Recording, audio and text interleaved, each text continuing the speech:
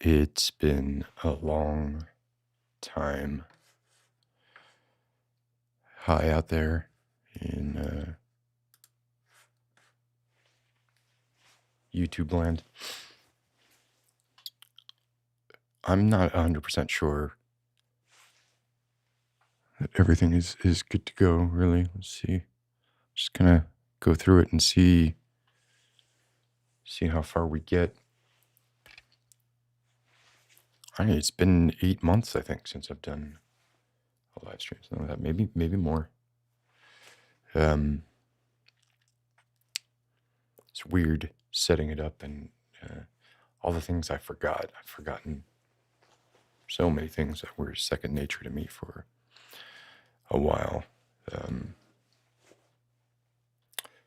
But I'm here now,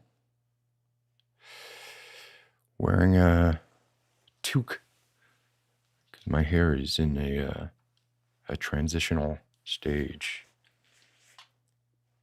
Can't reveal it because it looks like crap. So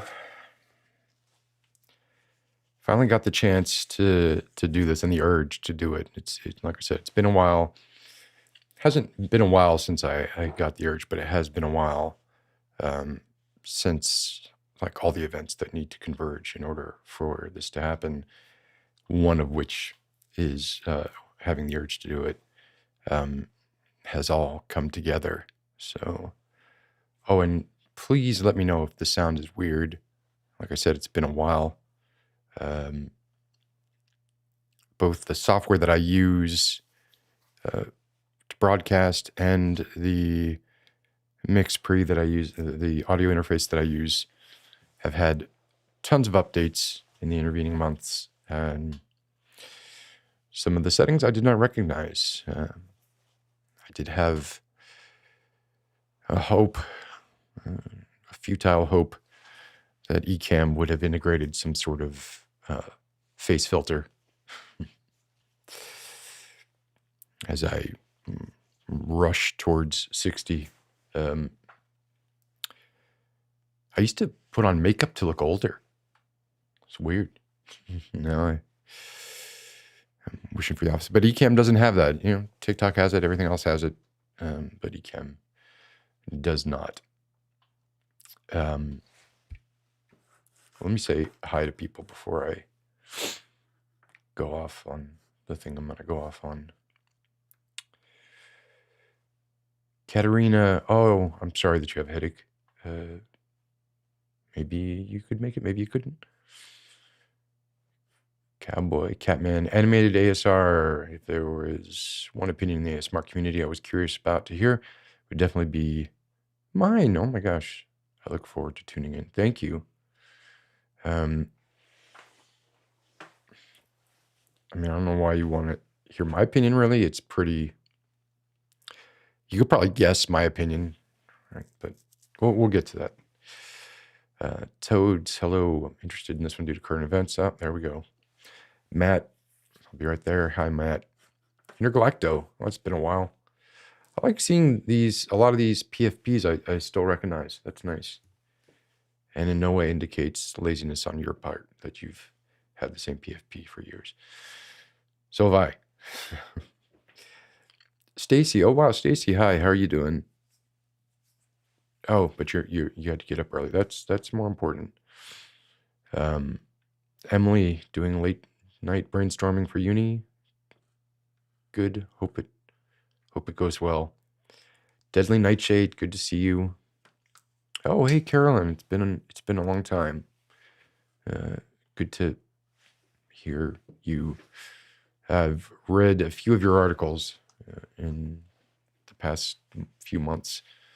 Don't put me on the spot, but I like them. Lisa, hi. Lexi, hi. Pivy, hi. Xor, America, we did it again, though. Yeah. Yep, that's about the long and short of it. Sam, hi Scott, hi Sam. Yeah, So about this, Lexi, right? So we also got snow and then hail and then more snow. And now it's just like really, really cold. Everything is ice. I hurt myself really badly several years ago because of ice. So I have I'm very leery of even things that look safe when it comes to like going outside in icy conditions. Um, and that's just to pile on to my already general anxious, anxiety ridden demeanor. Um, just another thing to worry about.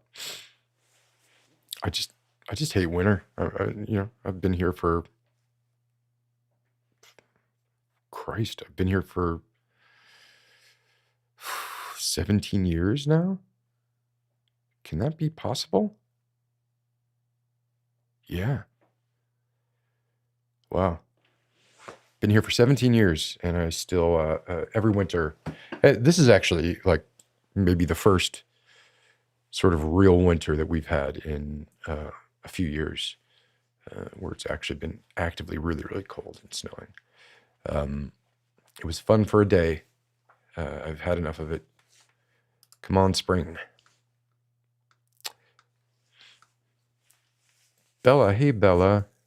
Thank you, Katie, or Cowboy for saying the sound is good. Okay. Sound fine. Now reveal it. Oh, it's fine. It's just this thing. It's not long enough yet to behave on its own. So it stays under the hat for another 4 or 5 months. I'll be honest with you. I hate it. Hate it. I want to get rid of it, but there's a part of me that's just like, well, no, just like with your beard, like just push through the horrible part, and it'll be worth it. I doubt it, but Hey, Amy Myers, good to see you. Hey, Kit. Some of these people I'm assuming are the same. Kit, for instance. Annie, hi. Void of Abyss, hi everyone. Like your name. Annie, you kind of look like Deviant Connor from Detroit Become Human. I forget who. I mean, I played Become Human, but I forget what that person looks like. Of course, for you, Pivy, it's 18 degrees or 16 degrees is not cold, but for me, it is hobbling. Liz N, hey everyone, it is very cold here in Ohio. Yeah. Yep. Yeah, I've got the sniffles too. It's not anything untoward. It's just sniffles. I was blessed with a few of the issues that are, I mean, they're definitely issues, but that were, I was able to leverage them to my benefit. A couple of them are, I feel terrible after I drink. The day after I drink, like really, really bad, worse than I think, what most people call a hangover. And that sort of limited my drinking, probably since I was 26 or so. I really do not drink, and I don't enjoy it at all. So I was able to leverage that sort of natural weakness to my advantage. And the other one would be like, cocaine is out of the question because, I'm always sort of high strung. If anything, I would need a sedative. So I couldn't do cocaine unless I did it with heroin. So that was also to my advantage. Is whenever I did cocaine, I had to also do heroin, and that balanced out nicely. So it's really a win-win.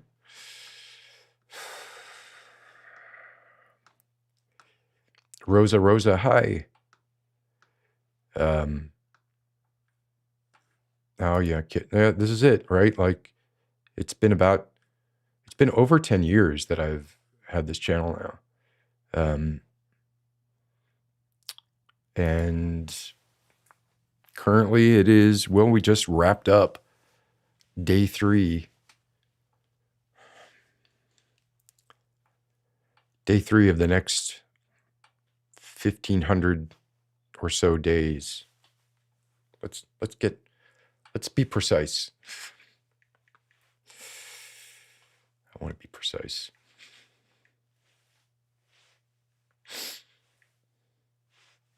Are you serious, iPad? Come on. Oh my God. All right, maybe we're not. It's going to be a long time of Trump's resurgence, and it's been,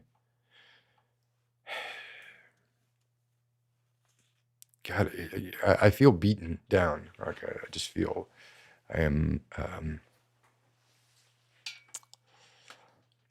I'm almost out of, like, I was running on the fumes of righteous indignation for the first 4 years, and now I'm just sort of like, well, fuck, and this time feels different. It feels more like a referendum. Right? It definitely feels more like this is America, right? This is what people want, I guess. And they're all fuckwads. That's when you get right down to it. Obviously, I'm really worried about disenfranchised people and women's rights and trans rights, and I can't, like, during his first 4 years, there was almost a novelty to it. And I'm saying that as someone coming from a position that is not in danger of being infringed upon. But there was almost a novelty to the first 4 years for me, where it was just sort of like, we got to put up with this idiot who doesn't know what he's doing, right? But now it really feels like, it feels like we're the minority. I have friends who have unexpectedly become MAGA, and it's been, that's been shocking. I'm worried about him being able to be more effective. I think he was definitely signaling that with his day 1 of executive orders. I'm hoping his inherent sloth just sort of mitigates his ability to break too many things. But what a joke, the Department of Government Efficiency. What a joke. Elon Musk is a joke. And, I've had problems. We've all had problems with Elon Musk in the past. But now he's coming to your home. So it becomes much more real. And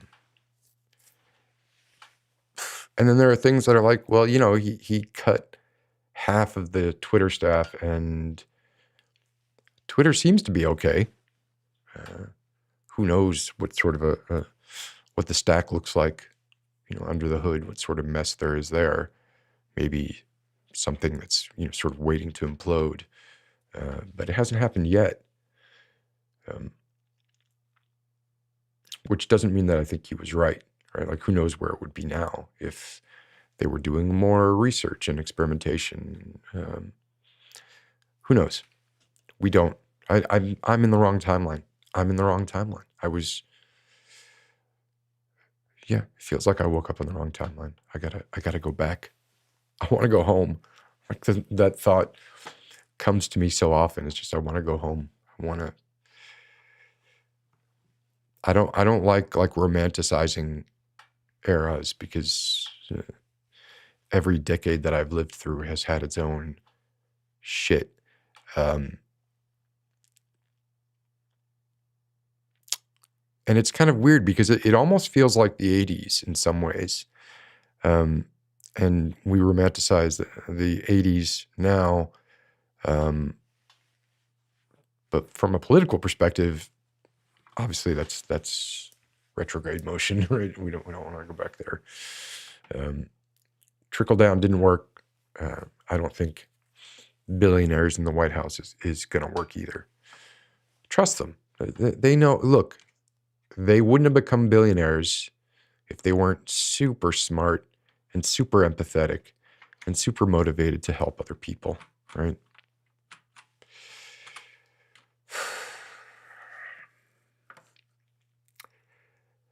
All right, I got more, but let me just check to see what people are saying here.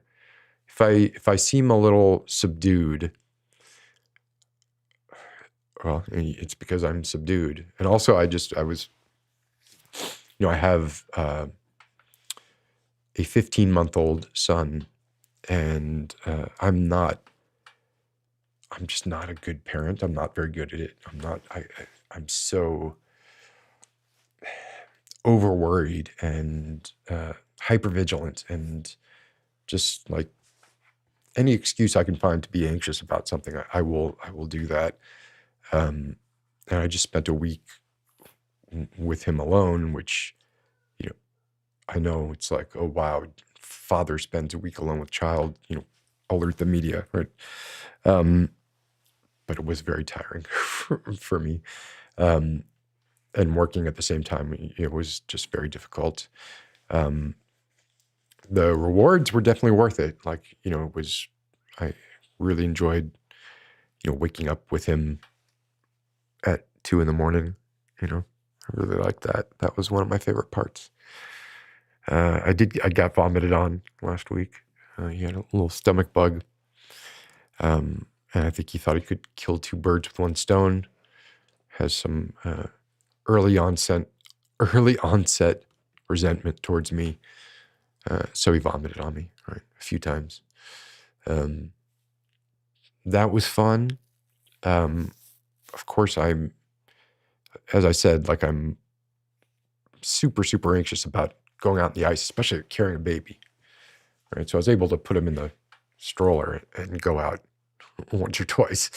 But it was a lot of indoor time, a lot of crayon eating, and when you think about it, right, like, crayons do look like they'd be really good to eat. Like, they're snack size and they're brightly colored. Just like, wall outlets at baby eye level look like little frowny faces. They're all but verbally asking you to stick something in there, right? Anyway, here we go.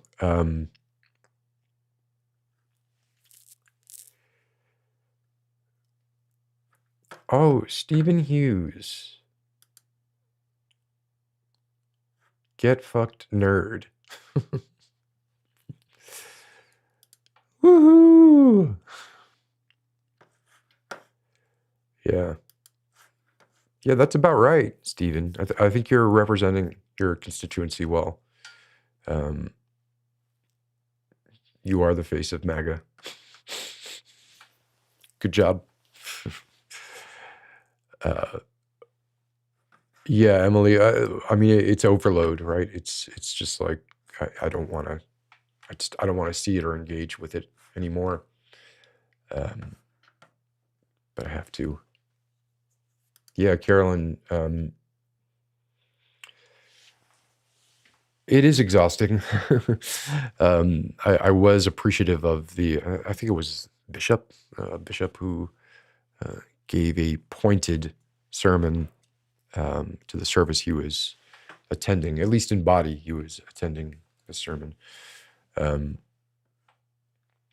I even, Dave Chappelle is problematic, but his SNL monologue, I thought the last bit of that was felt genuine and hopefully sincere, right?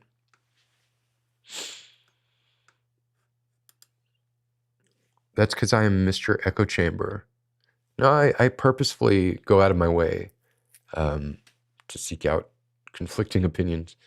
I'm totally aware that when you're doing something like this, that you're in an echo chamber.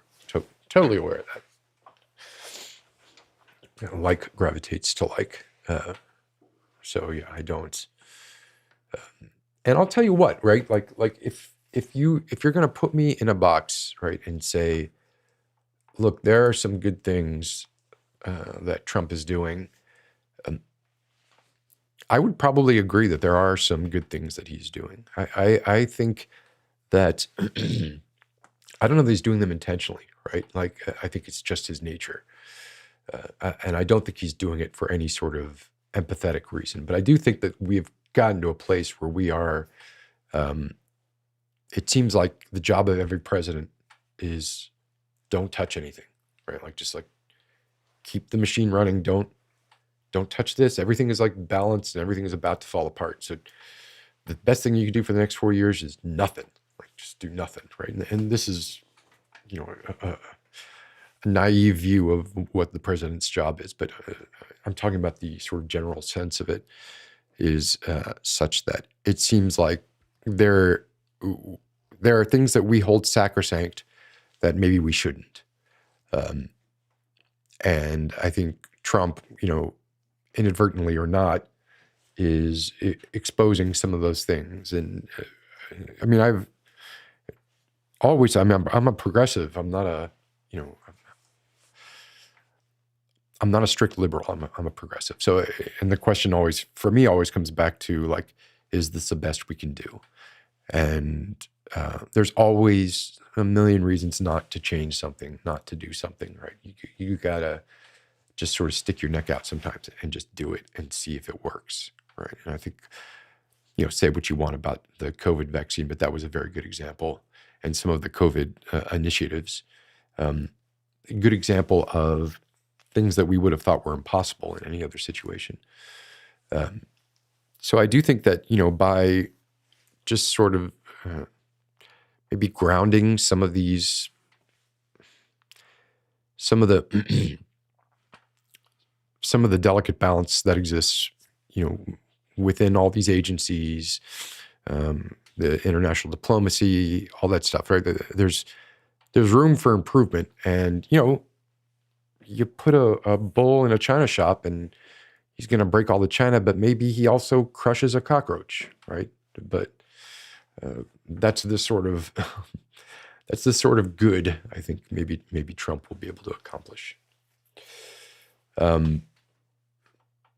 Oh yeah, I'll get to this. Deadly Nightshade, you lost your mom in September. That's terrible. AFib is no joke. My mom also has AFib. Not chronic, but sort of spontaneous and idiopathic, as far as they can tell.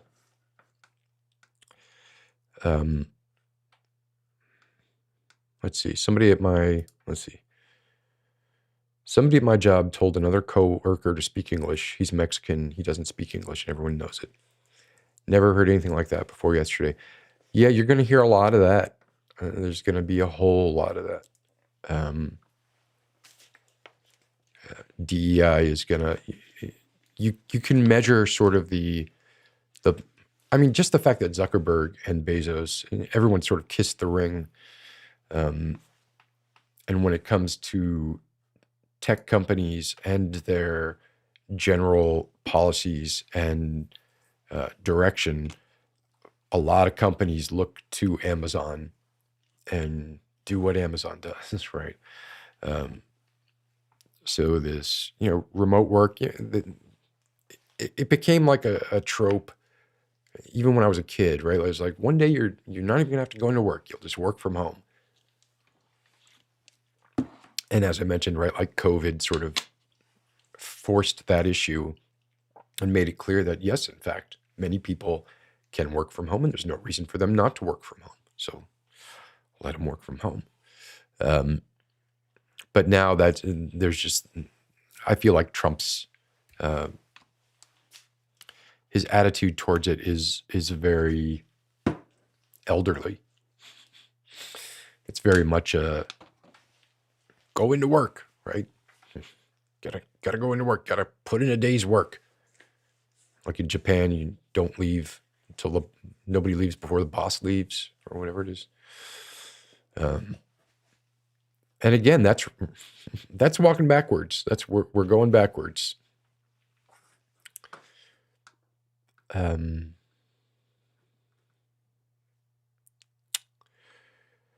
Having said some not so negative things about Trump, I'm wondering if anyone's mad at me. But I don't care. I mean, I do care, but people are going to get mad. I don't perfectly align with, let's just say, like your garden variety liberal values. Well, this is very true. Zygor? I'm not sure.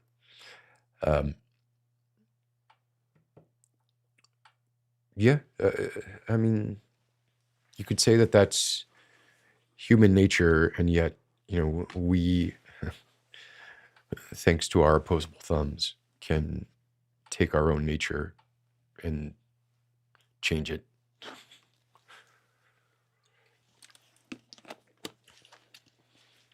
There's sort of a Kantian school of thought.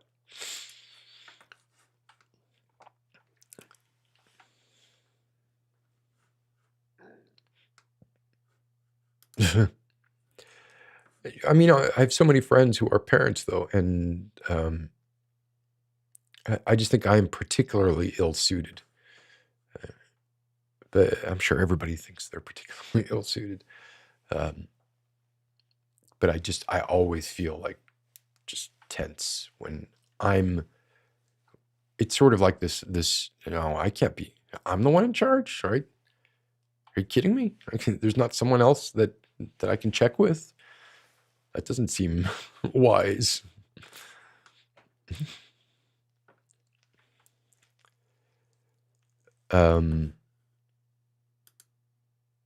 Yeah.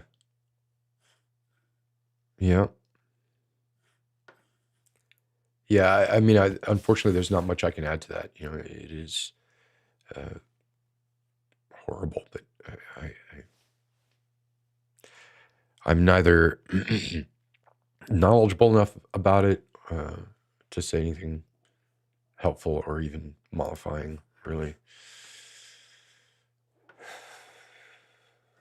Who was eating? We were both eating crayons. No, I was looking around for the tips of the crayons because I noticed after, a few minutes that it's like, wow, a lot of these crayons very quickly had their tips snapped off. And he ate quite a few of them, I think. Ah, yes, the bishop. About the bishop. Sorry. Yeah, I saw this, and then I also saw that all DEI agencies were closed down today, just across the board, which, yeah, I mean, I don't know what to say about that. Like if you're a person and if you're making the argument, if you're making the anti-DEI argument, first of all, this is not the way to go about it, right? It's, if you want to have a conversation about it, then we have the conversation. We can have the national conversation. But just unilaterally, just saying thanks for we're not going to be doing that anymore. Thanks. See ya. Is crappy. And unfortunately, I do live, people used to make fun of me for saying this all the time, about 4 or 5 miles from the White House.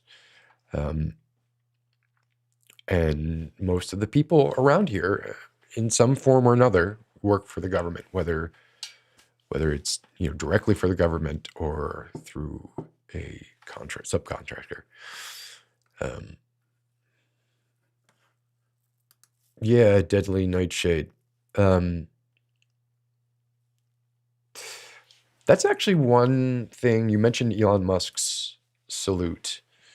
There's like two ways to interpret that,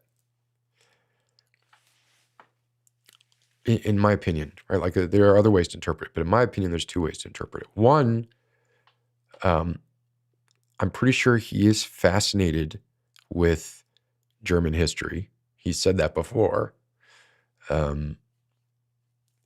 And maybe that gesture is like somehow lodged in his brain such that it's near the top of the bubbling well of thoughts that he has when it's like, I want to express myself.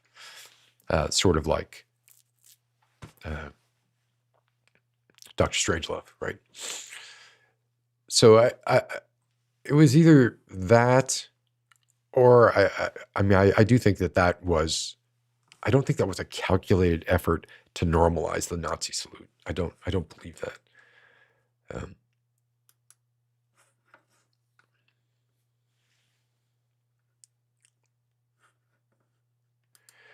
Yeah, that's crazy. I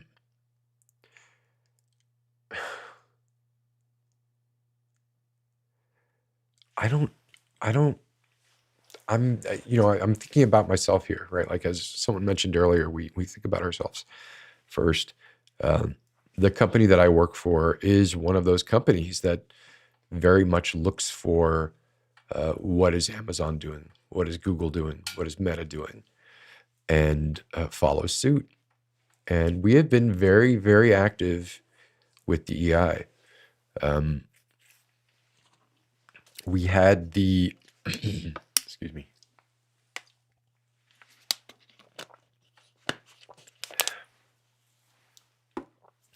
We've had tons of seminars, active people working in that area, right? So I wonder what's going to happen to them where I work now. I think it's not going to be good.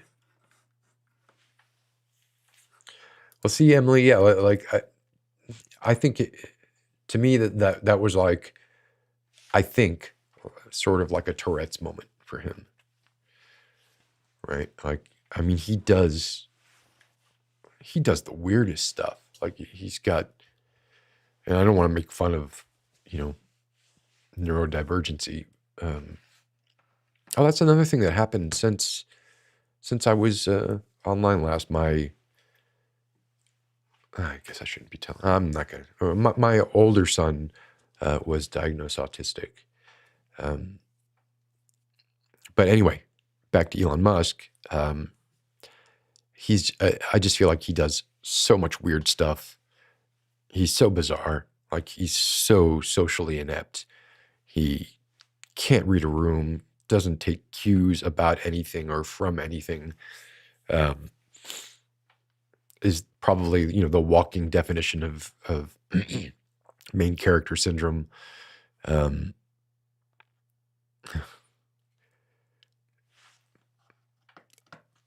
just think I think xenophobia and racism exists in him a little below the surface, and in some moments of excitement, that might come out, right? I mean, look at his appearance with Dave Chappelle a year ago or whatever it was.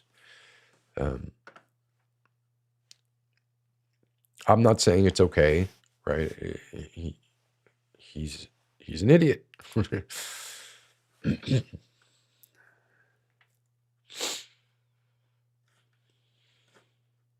Umbra Hand just finished reading a 500-word treaty, The Ever-Present Origin. I want to read that.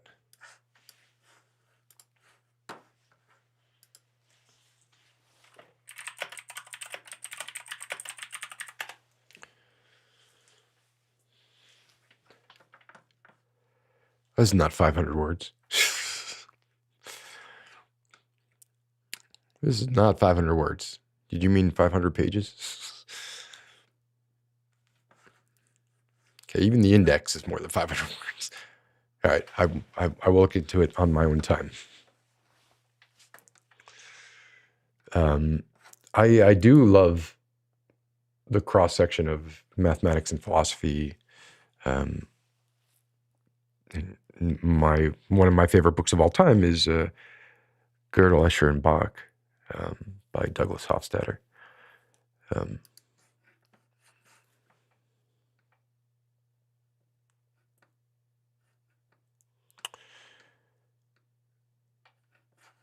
So this is true, Rosa, right? Like, it is, I think, very much time to make sure that your house is in order, and to not think that that sort of thing could never happen just because it hasn't happened yet. It very much is happening. Oh, you made it, Katerina. Good to see you. Hi.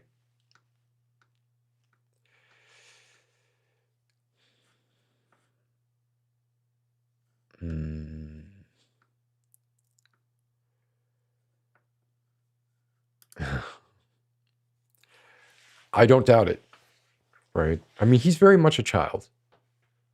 He's very much a child, which, of course, you want to put a child in charge of as much as possible.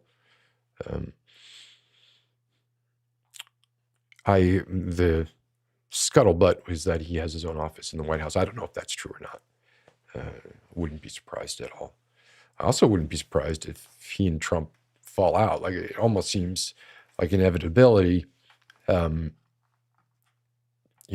sure Musk views Trump as little more than a springboard.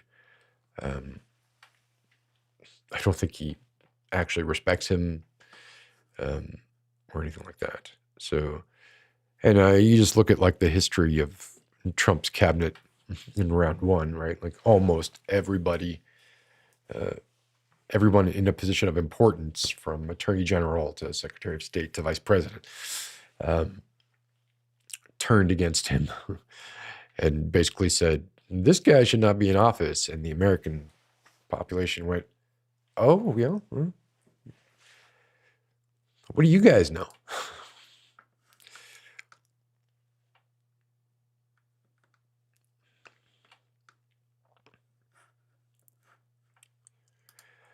And the more and more I see about Ozempic, though, the more and more it seemed quite enticing.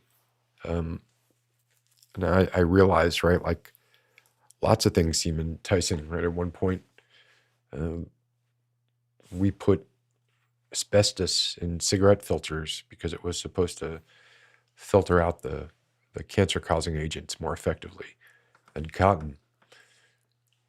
Can you imagine if you were smoking asbestos-tipped cigarettes? That would just be your cancer would get cancer.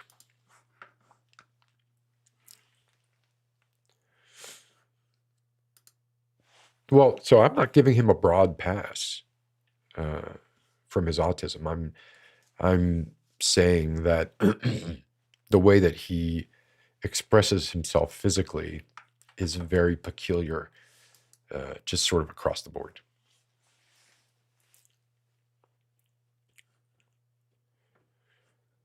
Well, this is true, Carolyn. You're right. That's true. That's true. I hadn't thought of it like that, right? Like his response to it really should have been unequivocal. And I don't even know what his response was. Did he have a response?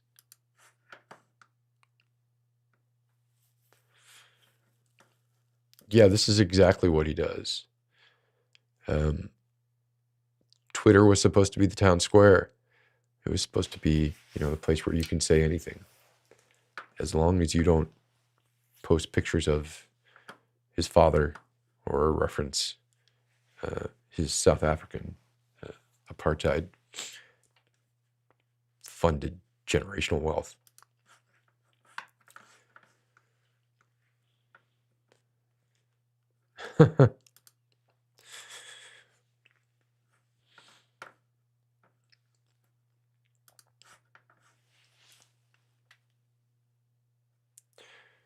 primed to flee to Canada, but you might not be safe there. Like that part seems to me like narcissism. I mean, he's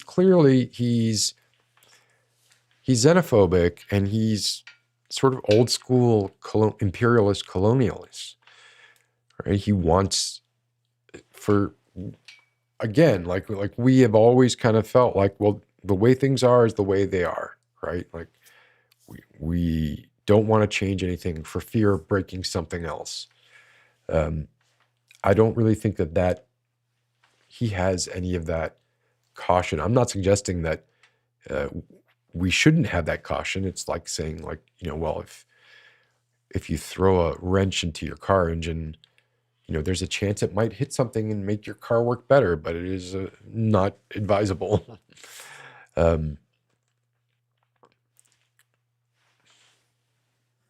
So I think that's why, like, and he also knows exactly. He does have a good sort of finger on the pulse, or someone on his team has a good finger on the pulse of what people want, right?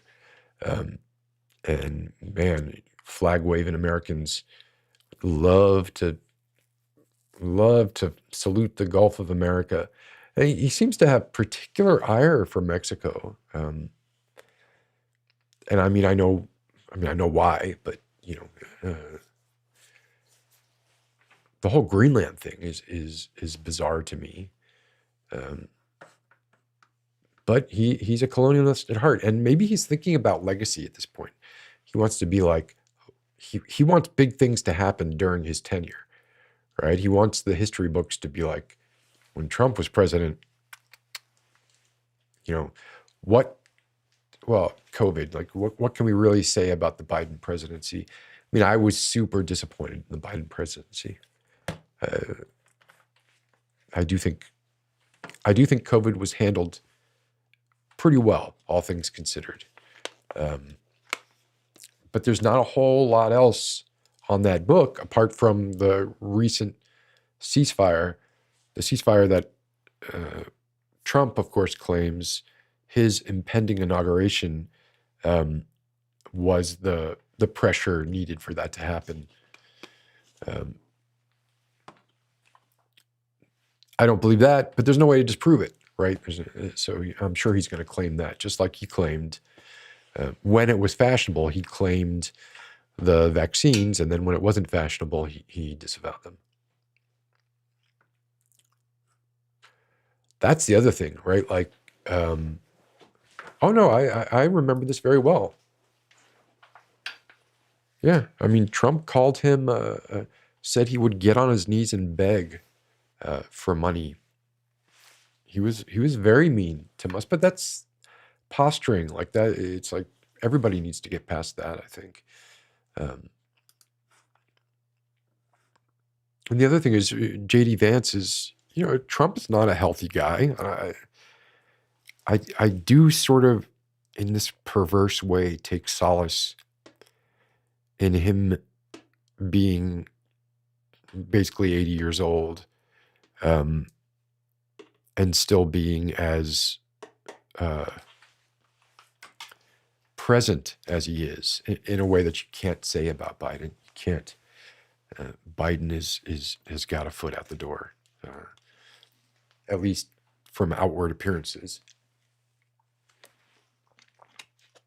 But who knows what sort of cocktails are being pumped into him to make sure that he stays that way. And we haven't cured death, so really, like, I would fear. I think I would fear. I don't know. Would I rather Trump die and have JD Vance serve out the remainder of his term? That's a good question. Why don't we do a poll? Let's do a poll. Can I do a poll through Ecamm? Maybe I can't. Might have to do it this way. But I'm curious. I am very curious.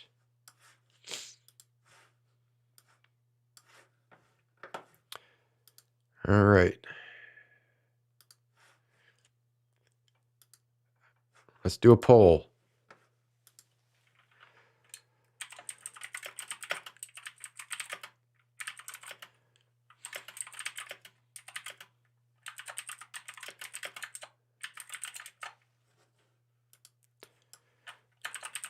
Like, these are your only two choices, okay? Obviously, the whole point is that these are terrible choices. But if you could choose basically to have the line of succession go to J.D. Vance tomorrow from some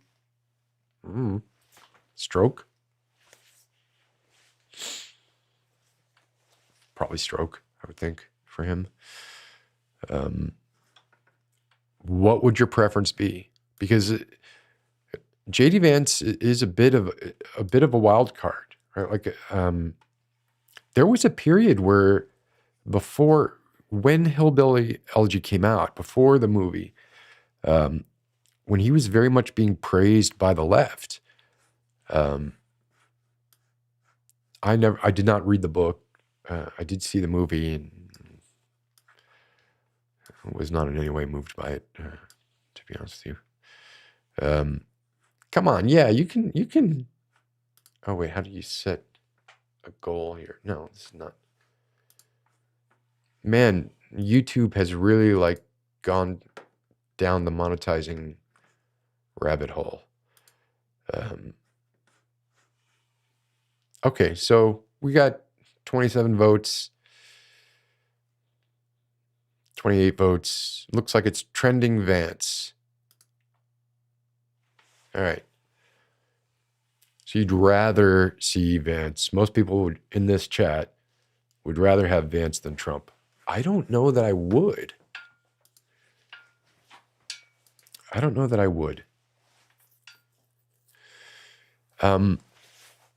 Here's the thing. I mean, unless something really crazy happens, right? Trump is gone in 2028. Unless something crazy happens. When 10 crazy things have already happened today, thinking that something else crazy might not happen is probably naive. But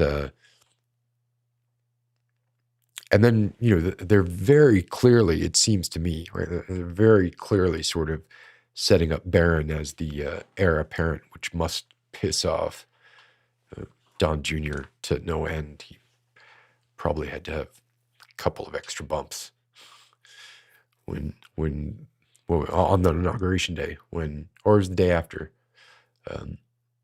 when he was sort of introduced and did his little thing. And he looks a lot like Trump. So, but my point is, right, like that would be the end of Trump. It's not, Don Jr. is not going to get elected, right? He has another son, right? What's his name again? Eric or something. But if Vance were to ascend to the presidency, he might have a much better chance of being elected in 2028.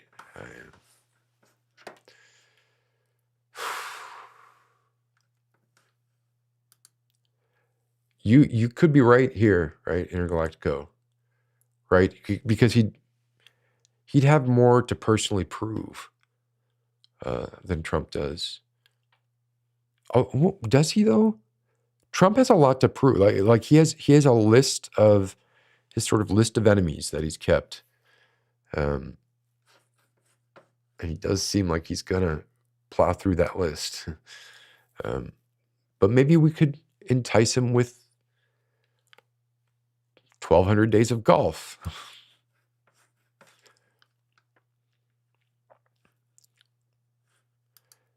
Kit, yeah, you think Vance is easily bought? I would agree that he's easily bought. He's certainly a toady, right? And I'll definitely go on record and say that I don't believe for a second that Biden would have won. I do not think that.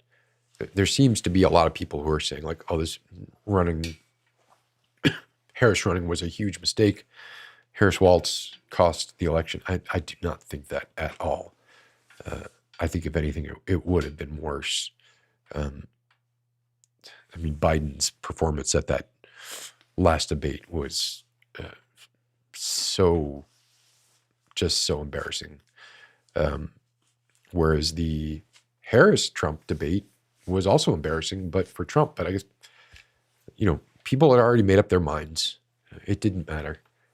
It didn't matter who the Democratic nominee was. We have to start much earlier than that.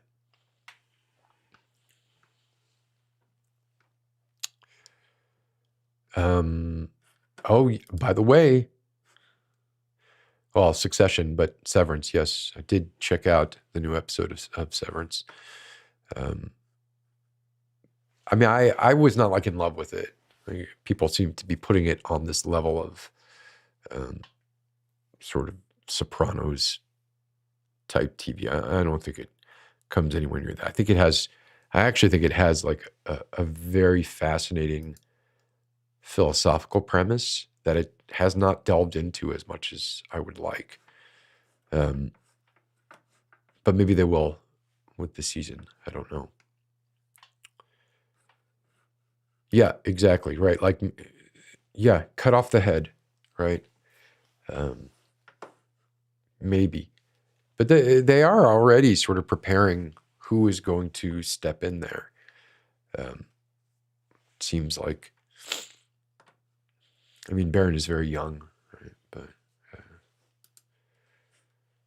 in 4 years, I mean, he could very easily change the minimum age. He made a comment today or yesterday, about it being interesting that Biden preemptively pardoned so many people, but did not pardon himself in a way that sounded threatening.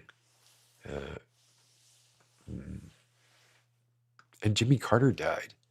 That was very sad. David Lynch died. Like, what the fuck?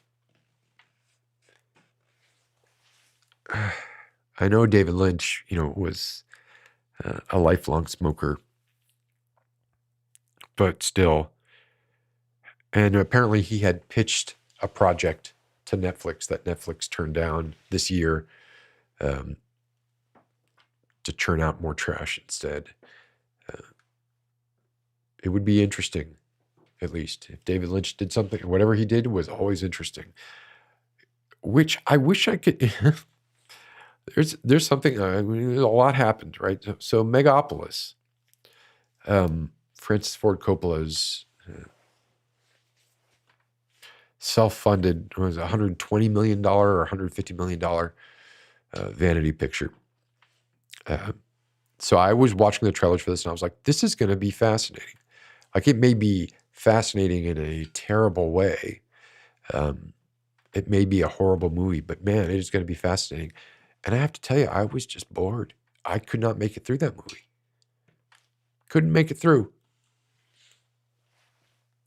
I don't know whether to be disappointed in myself or with Francis Ford Coppola. Could not make it through. Even with Adam Driver, I like Adam Driver a lot.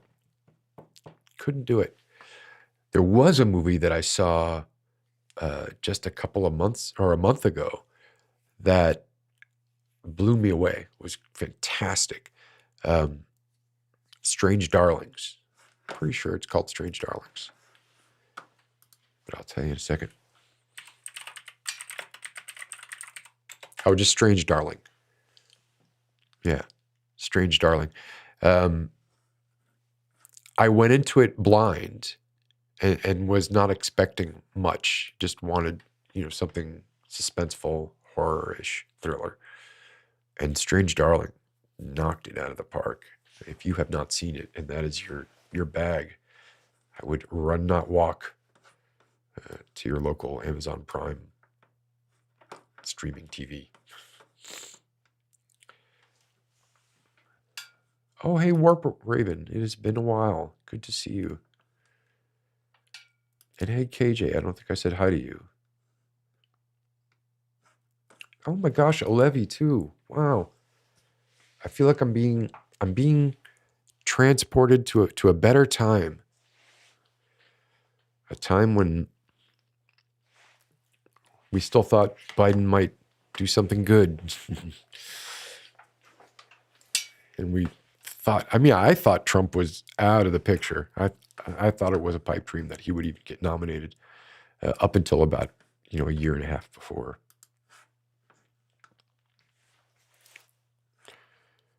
Yes, I believe this is true. But there's 2 R's in Barron. Don't ask me why.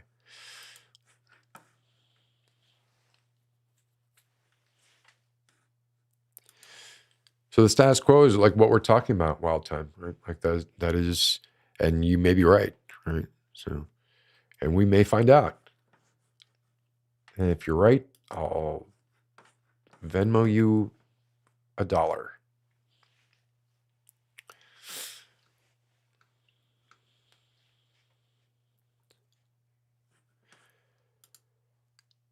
Now this is good. Imaginary MDA. Whether Trump golfs or not, the state apparatus is already underway through the replacement of the administrative state with loyalists. Trump is mostly a mouthpiece. The only thing that I would say to that, I got to get some water, is that a lot of loyalists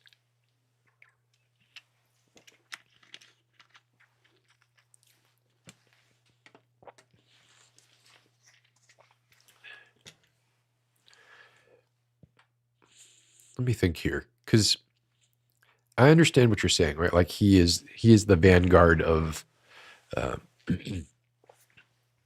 this giant movement that share his basic views of patriotism above empathy, anti-globalism, pro-colonialism, but loyalists, like he does not have a good record of people being loyal to him at all. So I guess I just wonder how that's going to play out. Loyalists to the cause, loyalists to Project 2025. Yeah, probably. Wait, what? Ross Chapman. Oh, hey, Ross Chapman. Donnie's comments about Pennsylvania and Musk's knowledge of voting machines. I'm not aware of this. Fill me in, please. Yeah, it does. It feels like that, Pivy. Feels good. We're just a little bit older and a little more broken down.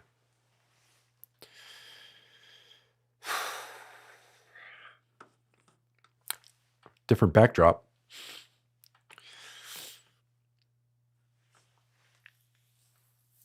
Oh my gosh, old man Hiver.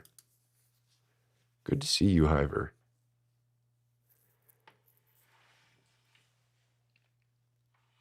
Obama and Trump being buddy-buddy. Yes. Yep. They are as wrestlers putting on a show. I mean, I think there probably is actually some animus there, but nothing like what they portray in the public. I mean, they knew they were being filmed there too.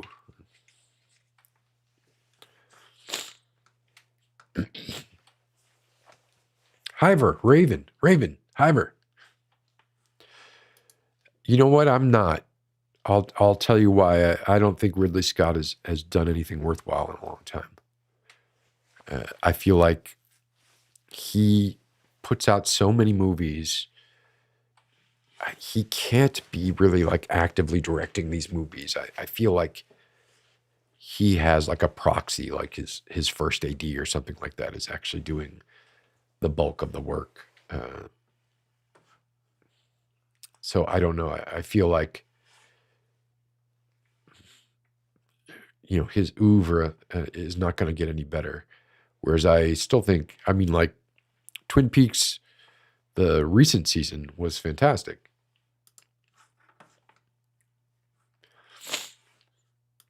Well, good. Like Fauci was completely unfairly demonized. It must be so frustrating to be him right now, right? Like, just to have lived through so much and to have gone through so much, and nobody's perfect. Like, maybe he has some skeletons in his closet. I don't know. But developing AIDS treatments to COVID, right? Like, and he was just vilified, and now he's a target. I wouldn't feel safe if I were Fauci.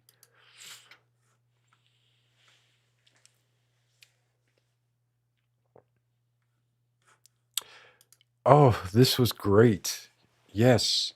The day before his inauguration, he launched a meme coin. And it shot up to like $70. It started at 20, I think.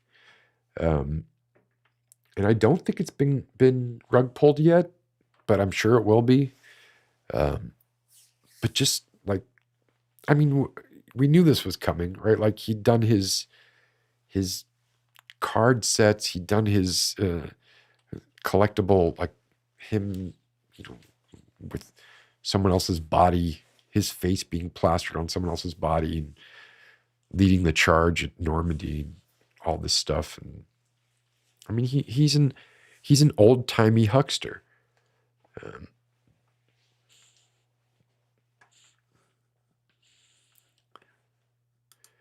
Am I into gaming at all?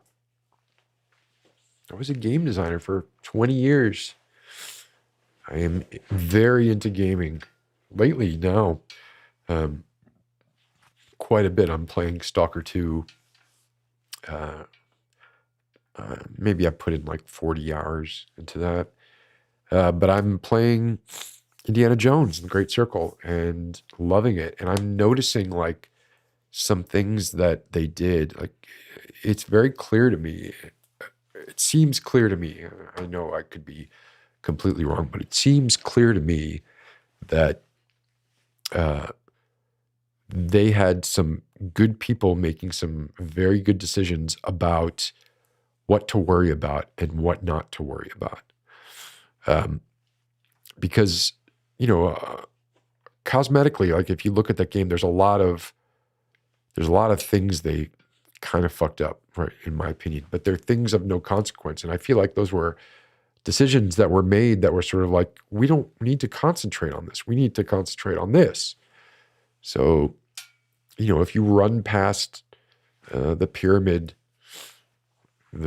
Khufu's, the big pyramid, it just kind of, you get invisible walls, right? Stuff like that. When you're getting in and out of the boat, like, Gina just pops in and out, right? Like, these are things that, like, there's nothing on the scale of an Uncharted in this game that I've seen.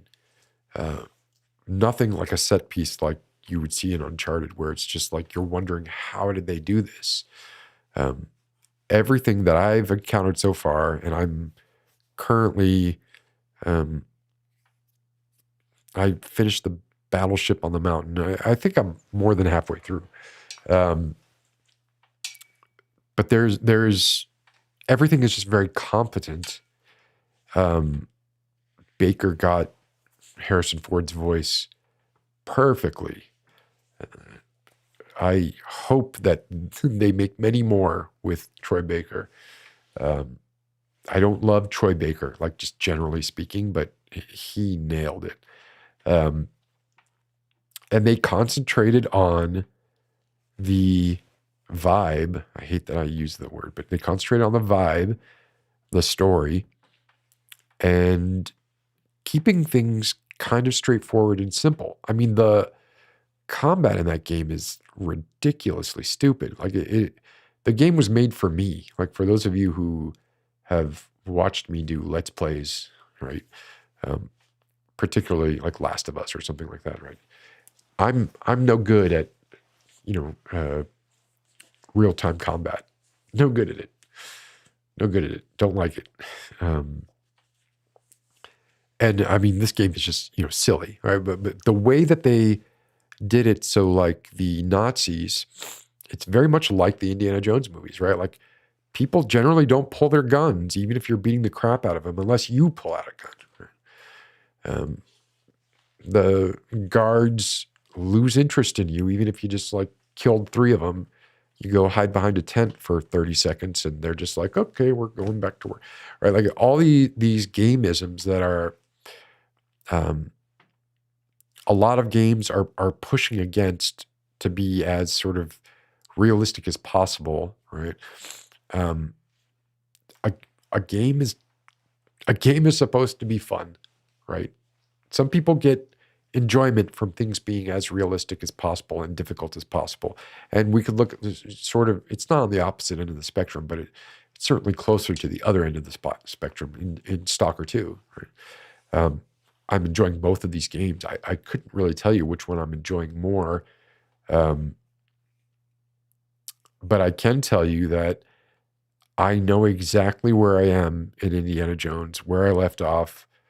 I know what I need to do next. I know all the characters. I'm invested in the story. Stalker 2, everybody looks the same. Everybody sounds the same.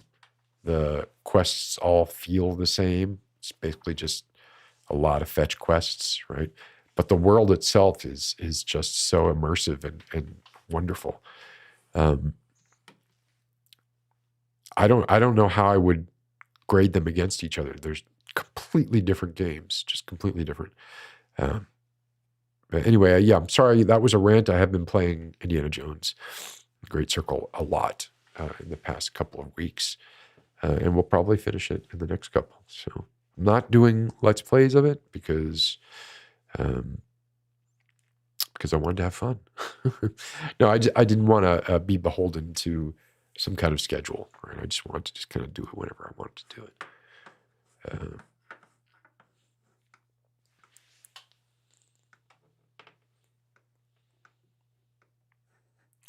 Yeah, Kyle Gallner. He was fantastic.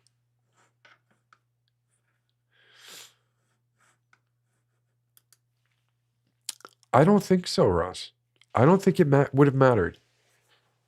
I think the people who voted for Trump are proud in some perverse way that he's a criminal.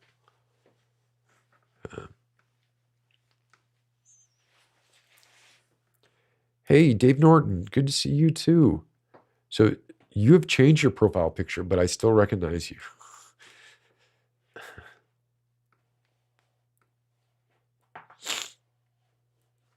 EMP attacks. Sorry, I'm just going through the comments here real quick.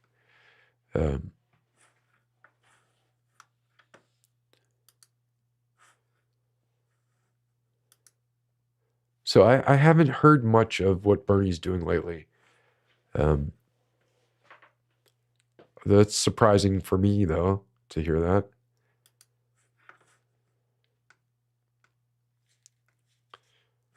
This is, I think, a great way to put it, Nightshade.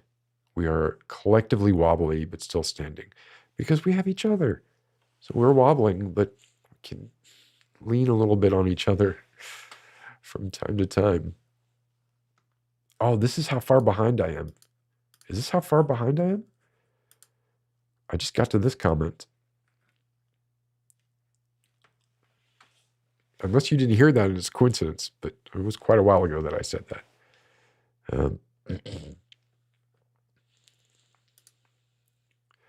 Well, now, so let me be clear. Okay, I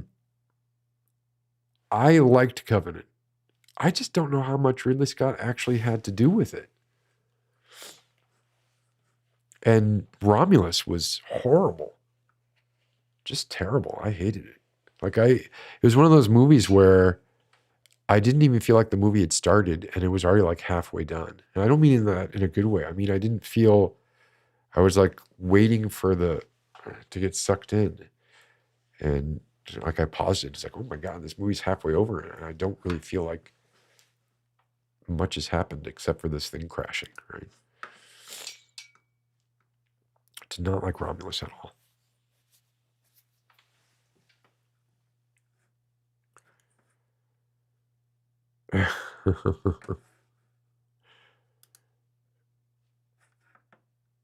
Is that how unreliable and flaky I am? That makes me feel bad. Oh, did it already get rug pulled? I didn't. I thought it was still. I don't follow that stuff. My comfort food. You want to know my comfort food? Um, my comfort food is Frosted Flakes that are so soggy that you, it's just slop. Like there's the milk and the flakes.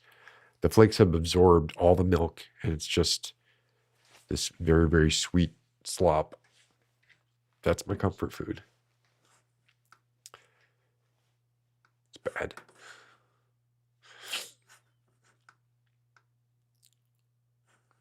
Oh, I remember Stalker was. I remember the first one too. Yeah. Um, and this has always been sort of also my retort to the anti Bethesda uh, people who are just sort of like uh, ragging on Bethesda for how buggy their games are, and still are. Uh, it's it's about something more than that. Like the bugginess is not. It doesn't bother me when anything feels gamey. Like Stalker 2's inventory system is antiquated. I mean, that thing is using that kind of system with those kind of controls in the 90s. Some things don't need to change. Oh, we got our first thumbs down. Fantastic. Oh, it's good to see you, Lisa. Take care. Hope to see you again soon. I won't, well, I already did, but I won't go anymore into gaming if that's not where we want to go. Um, but wait, I'm going to agree with Ross here, right? Like, he did this thing a bunch, which just like little mannerisms he got. I don't even know that he sounds perfectly like Harrison Ford, but he does sound like Indiana Jones. It just fits really well. Great job.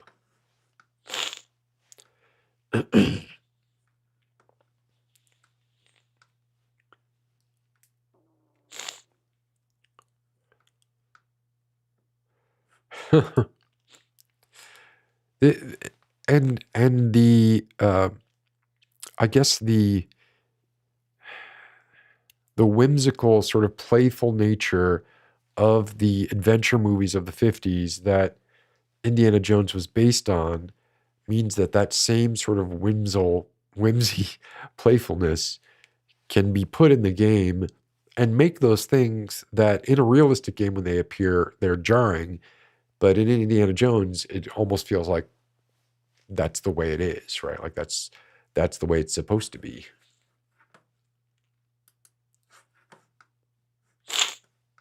Oh, my nose is so stuffy right now. I'm gonna have to mute for a second here. Don't go away. I'm just muting so I can.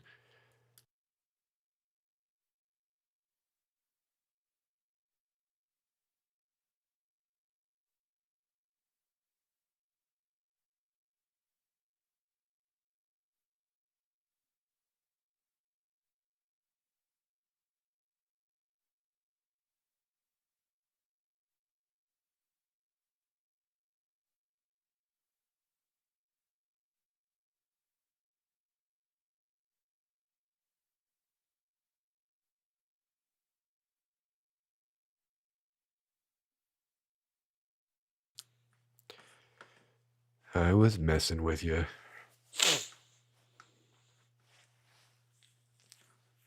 Oh yeah, no, it's not gonna.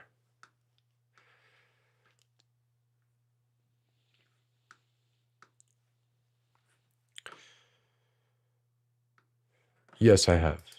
I have watched the Blood of the Dawn Walker trailer. Yeah, I am excited. Exactly, Warp Raven. Like this was part of it. It just pulled me out. Flicks. I have not played the new Double Exposure. I think it's called. um, I wish that I have to get into it, right? Like I have to like it, and I would have to play it. I would certainly consider it. I mean, I've made like 2 videos in the last year, so it's not like my output is of any substantial amount. I'd love to change that. I'd love to.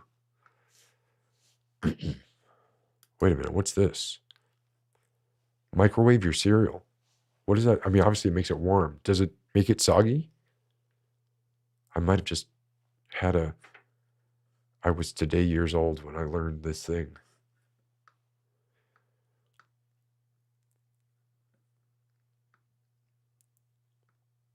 Shit, wait. What does microwaving your cereal do? Besides make it warm? I can't answer this. The worst game ever created? Like, in what way? I think I've worked on some of the worst games ever created. Because for a few years, I worked at a place that just bought IPs and slapped them onto crummy gameplay, and they sold based on the IP. I knew it at the time, and I tried to put something in there of merit, but I would think that I've probably worked on some pretty terrible games, soulless games that exist only to ride on the coattails of a successful movie or book or character.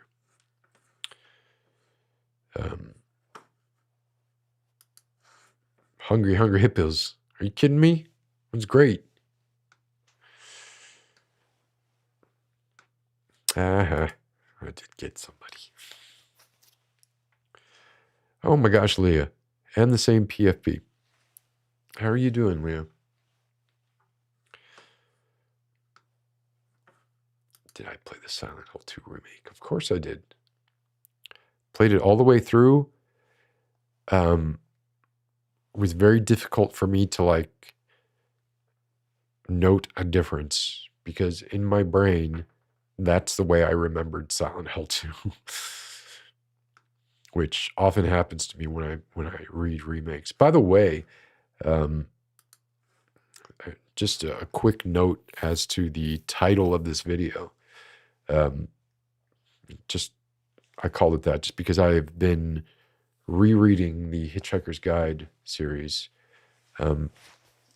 which I used to read all the time. I used to have a copy of it in the bathroom, and I would just read random pages.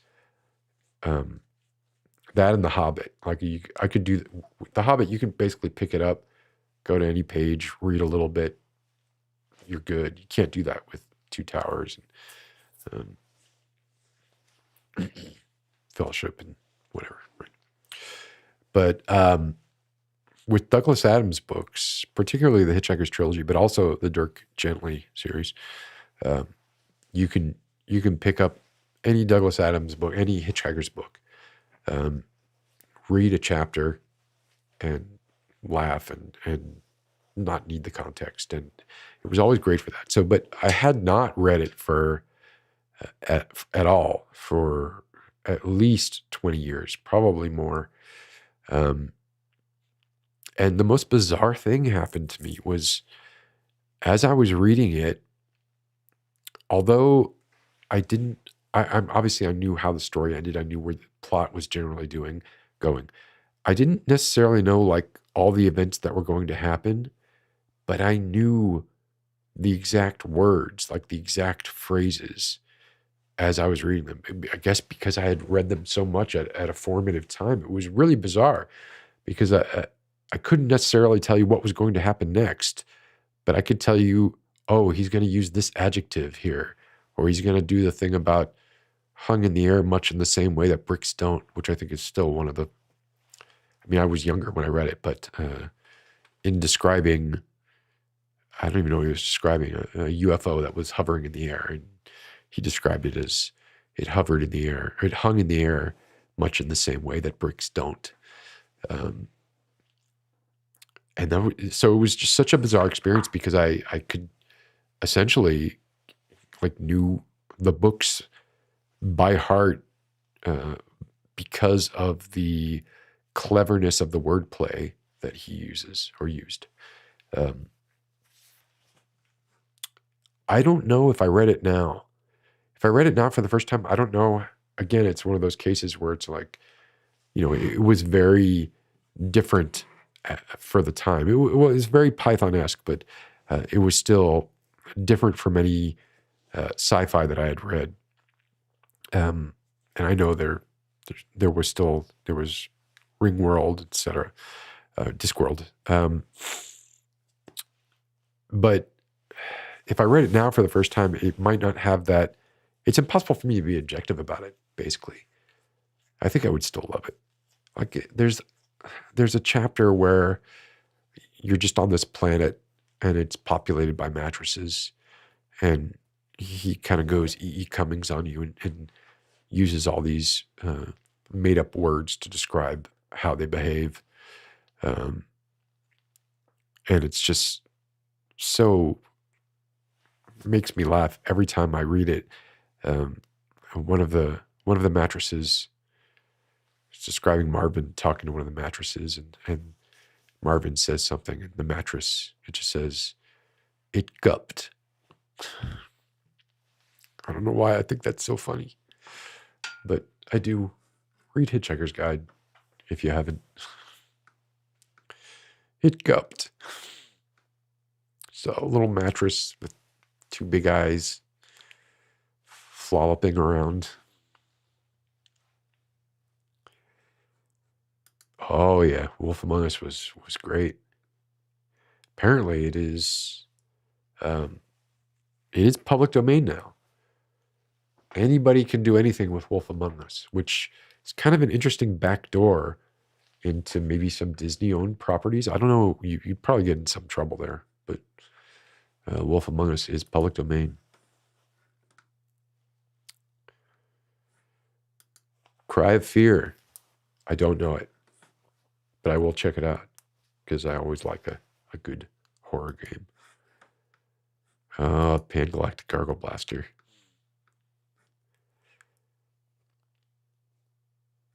I want to second this. I also miss your cool plays. Like, there's another thing, COVID-inspired, like just directions of entertainment that I'm sure you would have still written plays, but the format, the way they were done, was forced by the events.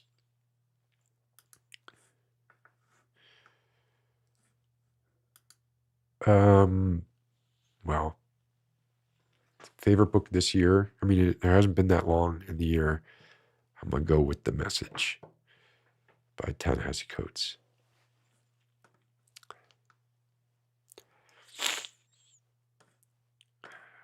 Did not like the film at all. In fact, like, actively disliked the film.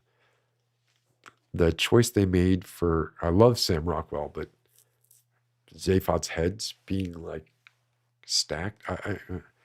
They did some really weird stuff. And that's right around the time he died. Makes me sad. Oh yeah, Neuromancer. Sorry, this didn't come up. So, yeah, William Gibson. I believe he coined the term cyberspace, maybe. But I do, whenever I think of Neuromancer, I do think of that Moore's Law, when Case, the main character, is trying to offload 2 megabytes of hot RAM. And I forget the year, but it's 2050 or something like that. 2 megabytes. That was, wasn't a crazy prediction to think that, hey, in 70 or 80 years, we might even have 2 megabytes of RAM.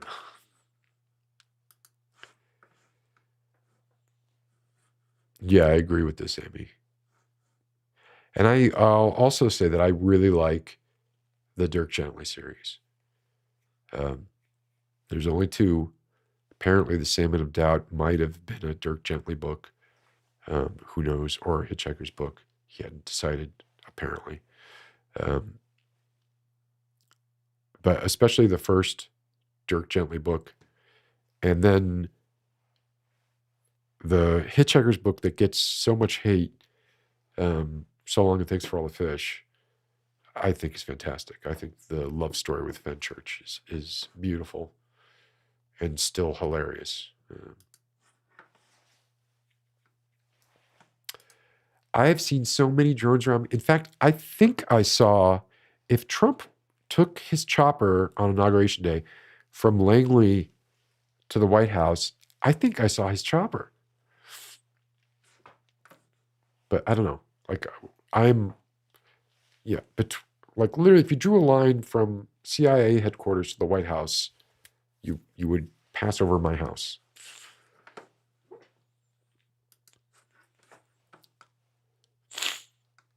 Zem, yes, the mattresses were all called Zem.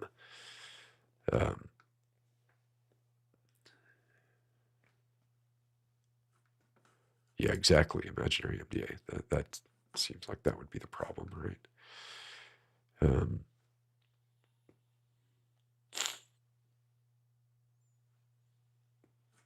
I did listen to the BBC radio play for Hitchhikers, and I thought it was fantastic.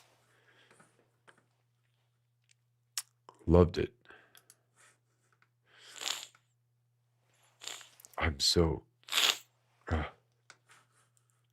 stuffy. This is my house and a backdrop. So this stuff is real.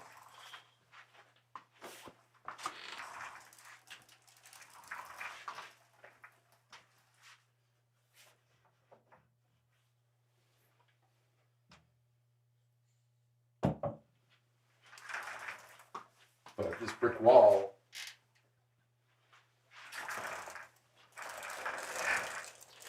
is not a real brick wall.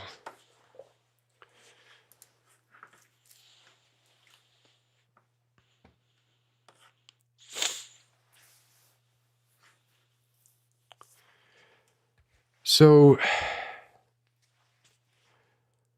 there we are, right? A lot of great people died. A lot of horrible people were rewarded. And we are facing 4 years, at least 4 years of trouble. I may, I don't want to promise anything, but I do enjoy doing this. I especially enjoy doing it when there's no pressure, right? The moment it becomes a job, I don't really like doing it. But I think that was the problem with the Beyond the Red Doors, Double Red Doors stream. It just became too much of a burden, really. But I have enjoyed this and loved seeing you all. And I'd like to do it again soon. Maybe we'll try to do it next week. We'll see. But anyway, I hope that you all are able to keep your heads up, or at least not completely down. Stay strong, and have good friends, and they don't have to be IRL friends. Just people that can help get you through it. And that's it. Have a good night, everybody. I will see you soon. Take care.